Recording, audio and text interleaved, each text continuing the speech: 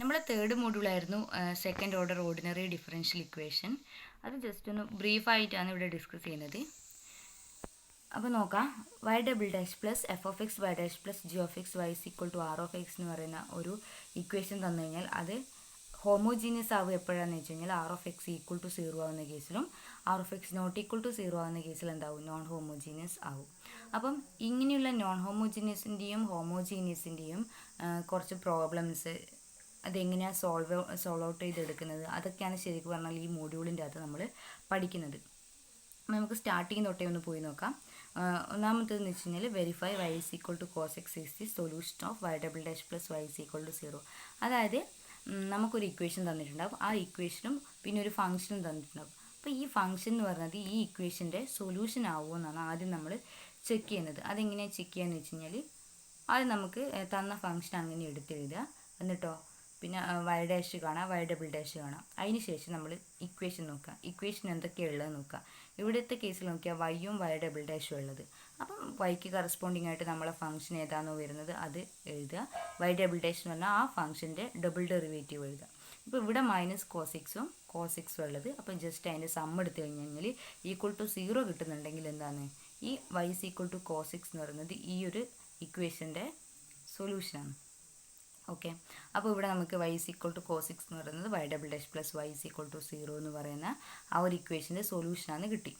അപ്പോൾ ഇനി ഏതൊരു ഫംഗ്ഷൻ എടുത്തു കഴിഞ്ഞാലും ഇങ്ങനെ ചെയ്ത് നോക്കിയാൽ എന്തെന്ന് തന്ന ഫംഗ്ഷൻ ഏതാണെന്ന് നോക്കുക, ആ ഫംഗ്ഷൻ്റെ ഫസ്റ്റും സെക്കൻഡും ഡെറിവേറ്റീവ് കണ്ടുപിടിക്കുക. അതിനുശേഷം ക്വസ്റ്റ്യൻ നോക്കുക, ക്വസ്റ്റ്യൻ്റെ അകത്തേക്ക് ഏതൊക്കെയാണോ നമുക്ക് സബ്സ്റ്റിറ്റ്യൂട്ട് ചെയ്യാനുള്ളത് അതെല്ലാം ഒന്ന് സബ്സ്റ്റിറ്റ്യൂട്ട് ചെയ്ത് വെക്കുക, റീഅറേഞ്ച് ചെയ്ത് വെക്കുക. ഈക്വൽ ടു 0 കിട്ടുന്നുണ്ടോ ചെക്ക് ചെയ്ത് വെക്കുക. അങ്ങനെ കിട്ടുന്നുണ്ടെങ്കിലാണ് തന്ന ഫംഗ്ഷൻ എന്ന് പറയുന്നത് തന്ന ഇക്വേഷൻ്റെ സൊല്യൂഷൻ ആവുന്നത്. ഇനി നമുക്ക് അടുത്ത ടൈപ്പ് നോക്കാം. ഇപ്പം second order equation with constant coefficient, അതാണ് നമുക്ക് ഇനി അടുത്ത് പഠിക്കാനുള്ളത്. ഇവിടെ നോക്കിയാൽ y double dash plus f of x y dash plus g of x y is equal to r of x എന്നാണ് നമ്മളെ ഒറിജിനൽ ഇക്വേഷൻ. അതിൻ്റെ അകത്ത് ഈ എഫ് ഓഫ് എക്സ് എന്ന് പറയുന്നത് ഫംഗ്ഷൻ ഓഫ് എക്സ് ആണ്, ജി ഓഫ് എക്സ് എന്ന് പറയുന്നതും ഫംഗ്ഷൻ ഓഫ് എക്സ് ആണ്, ആർ ഓഫ് എക്സ് എന്ന് പറയുന്നതും ഫംഗ്ഷൻ ഓഫ് എക്സ് ആണ്.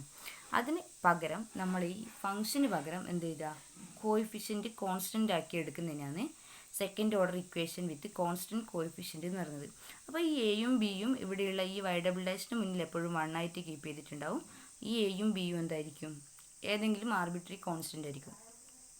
അങ്ങനെയുള്ള കേസിലാണ് നമ്മൾ ഇങ്ങനെ ഉള്ള ടൈപ്പ് പ്രോബ്ലം സോൾവ് ചെയ്യുന്നത്. അപ്പോൾ നോക്കാം, ഈ ഒരു കേസിന് 3 ടൈപ്പ്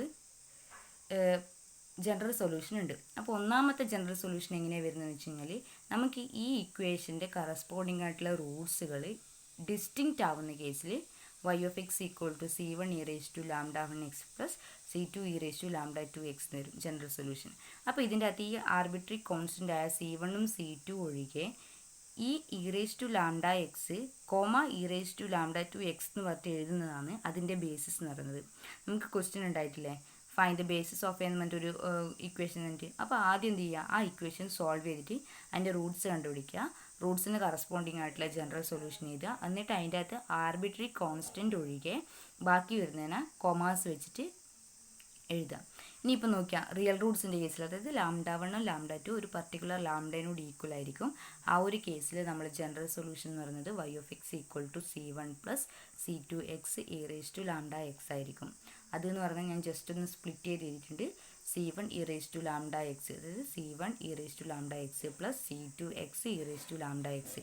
ഇവിടുത്തെ ബേസിസ് എന്താ, ഈ C1ഉം C2 ഒഴികെ e raise to lambda x comma x e raise to lambda എക്സിന് എഴുതുന്നതാണ്. അതുപോലെ തന്നെ complex conjugate roots, complex conjugate റൂട്ട്സിൻ്റെയോ y of x equal to e raise to x a cos b x plus b sine b X എന്ന് വരും. അപ്പോൾ ഇവിടുത്തെ lambda എന്ന് പറയുന്നത് A plus or minus I B ആണ്.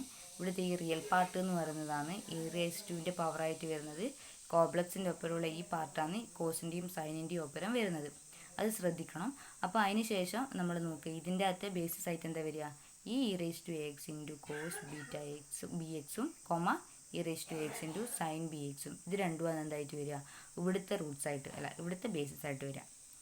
ഓക്കെ, ഇനി ഇതേ ടൈപ്പാണ് ഓയിലർ കോശി എന്ന് പറയുന്നത്. ഓയിലർ കോശി എന്ന് പറയുമ്പോൾ എന്താ, y double dash plus a x y dash plus b y is equal to 0. അപ്പോൾ അപ്പോൾ ഇതിൻ്റെ കൂടെ എന്തുണ്ടാകും? എക്സ് സ്ക്വയറിൻ്റെ ഒരു ടേം ഉണ്ടാവും.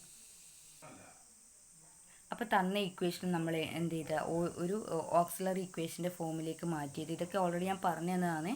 ഒന്ന് മര്യാദയ്ക്ക് ഇരുന്ന് വായിക്കണം, എന്നാൽ മാത്രമേ കിട്ടൂ. ഞാൻ ജസ്റ്റ് ഒന്ന് ബ്രീഫായിട്ട് നിങ്ങൾക്ക് ഒന്നും കൂടി ഓർമ്മിക്കാൻ വേണ്ടി പറയുന്നതെന്ന് മാത്രമാണ്. അപ്പോൾ ആദ്യം ഇങ്ങനെയുള്ള ഇക്വേഷൻ നമ്മൾ എന്ത് ചെയ്യുക, ഈ ഒരു ഓക്സിലറി ഇക്വേഷൻ്റെ ഫോമിലേക്ക് മാറ്റിയത്. എന്നിട്ട് ഇതിനെയാണ് സോൾവ് ഔട്ട് ചെയ്യേണ്ടത്. ഇതിനെ സോൾവ് ഔട്ട് ചെയ്യുമ്പോൾ ചിലപ്പോൾ നമുക്ക് ഡിസ്റ്റിങ്ക്റ്റ് റിയൽ റൂട്ട് കിട്ടും, ഈക്വൽ റിയൽ റൂട്ട് കിട്ടും, കോംപ്ലക്സ് കോൺജുഗേറ്റ് റൂട്ട്സ് കിട്ടും. അപ്പോൾ ഇതിന് കറസ്പോണ്ടിങ് ആയിട്ടുള്ള ജനറൽ സൊല്യൂഷൻ എന്ന് പറയുന്നത്, അപ്പോൾ ജനറൽ സൊല്യൂഷൻ എന്ന് പറഞ്ഞാൽ y(x) = c1x(m1) + c2x(m2) വരും.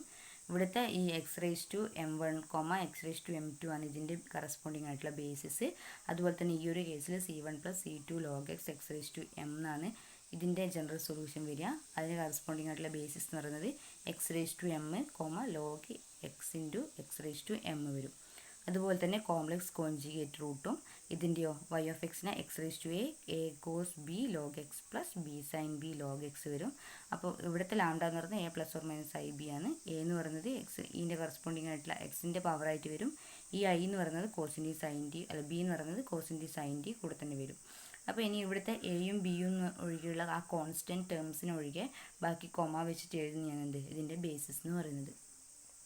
ഓക്കെ, അപ്പോൾ ഇത്രയും പറഞ്ഞ ഇക്വേഷൻസ് കംപ്ലീറ്റ് നമുക്ക് ഓൾറെഡി പഠിച്ചിരിക്കണം, എന്നാൽ മാത്രമേ ഇങ്ങനൊരു പ്രോബ്ലം നമുക്ക് കിട്ടിക്കഴിഞ്ഞ് കഴിഞ്ഞാൽ ചെയ്യാൻ പറ്റൂ. ഇനി ഇത്രയും നമ്മൾ പറഞ്ഞത് ഹോമോജീനിയസിൻ്റെ കേസിൽ. ഇനി നോൺ ഹോമോജീനിയസ് ഇക്വേഷൻ എങ്ങനെയാണ് സോൾവ് ഔട്ട് ചെയ്യുന്നത് നോക്കാം. ഇതിനൊരു YC ഉണ്ടാവും, YP ഉണ്ടാവും. YC എന്ന് പറയുന്നത് നമ്മൾ ഇത്ര നേരം കണ്ടുപിടിച്ച പോലെ തന്നെ ആ ഹോമോജീനിയസിൻ്റെ പാർട്ട് സോൾവ് ചെയ്ത് കഴിഞ്ഞാൽ കിട്ടുന്ന സാധനം. അതിനുശേഷം YP എന്ന് പറയുന്നത് R(x)നെ സോൾവ് ചെയ്ത് കഴിഞ്ഞാൽ കിട്ടുന്ന ആ ഒരു പാർട്ട്. ഈ R(x)ൻ്റെ അകത്ത് കറസ്പോണ്ടിങ് ആയിട്ട് കുറേ ടൈപ്പ് ഫങ്ഷൻസ് വരാൻ സാധ്യതയുണ്ട്. അതിലെ ഫങ്ഷൻസുകളാണ് k(e)px, Pn(x), k × cos qx, k sin qx, k(e)px cos qx, k(e)px sin qx, Pn(x) × e)px, Pn(x) × sin qx, Pn(x) × cos qx. ഇതിനെല്ലാം കറസ്പോണ്ടിങ് ആയിട്ടുള്ള ചോയ്സ് ഓഫ് YP നമുക്ക് ഇവിടെ ഇങ്ങനെ എഴുതിയിട്ടുണ്ട്. ഇതെല്ലാം ഓൾറെഡി പറഞ്ഞു തന്നതാണ്. ജസ്റ്റ് നിങ്ങൾക്ക് ഒന്നും കൂടി ഓർമ്മിക്കാൻ വേണ്ടിയിട്ട് മാത്രമാണ് ഞാൻ പറയുന്നത്. ഈ ഒരു വീഡിയോ കേട്ടിട്ട് മാത്രം നിങ്ങൾ ഒരിക്കലും എക്സാമിന് എന്താ പറയുക, ഈ ഒരു വീഡിയോസ് മാത്രം പോരാ നിങ്ങൾക്ക് എക്സാം എഴുതാൻ വേണ്ടിയിട്ട്. എന്തെങ്കിലും ഡൗട്ട് വരുമ്പോൾ, പഠിക്കുന്ന സമയത്ത് എന്തെങ്കിലും ഡൗട്ട് വരുമ്പോൾ മാത്രം കേൾക്കാൻ വേണ്ടിയിട്ടാണ് ഈ ഒരു വീഡിയോ. അപ്പം ഇവിടെ നോക്കിയാൽ k(e)px കറസ്പോണ്ടിങ് ആയിട്ടുള്ള ചോയ്സ് എന്ന് പറയുന്നത് c(e)px ആണ്.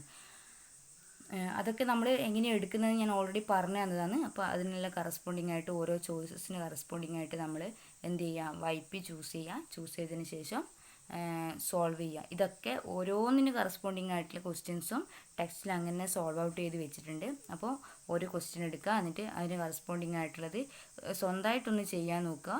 അതിന് ശേഷം നിങ്ങൾ എന്തെങ്കിലും ഡൗട്ട് ഉണ്ടോയെന്ന് ടെക്സ്റ്റ് നോക്കിയിട്ട് വായിച്ച് മനസ്സിലാക്കുക. എന്നിട്ടും നിങ്ങൾക്ക് ഡൗട്ട് ക്ലിയർ ആവുന്നില്ലെങ്കിൽ എന്നെ വിളിച്ച് ചോദിച്ചു കഴിഞ്ഞാൽ ഞാൻ പറഞ്ഞുതരും. ഇതൊന്ന് നോൺ ഹോമോജീനിയസ് ഇക്വേഷൻ്റെ കേസാണ്.